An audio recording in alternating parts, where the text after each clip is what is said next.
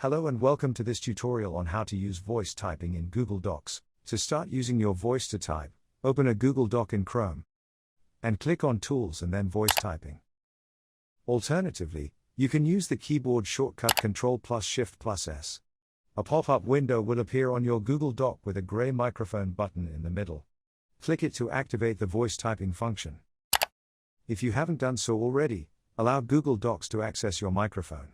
When you have granted Google Docs access to your microphone, you will enter voice typing mode.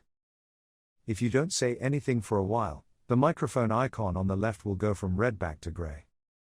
If that happens, reactivate the voice typing function by clicking the gray microphone button in the pop-up window. Google Docs also allows you to make voice commands using your microphone. When you are in voice typing mode, you can use voice commands to select words, format your document, and more. For example, you can say select title. And Google Docs will select the word you just said. And that's it. Thanks for watching.